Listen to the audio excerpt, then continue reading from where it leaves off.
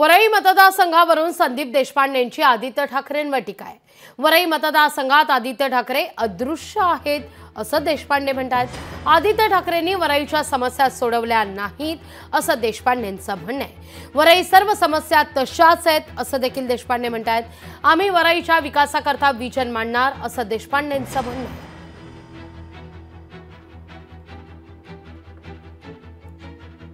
5 वर्षात अदृश्य आदित्य फक्त दिसत होता।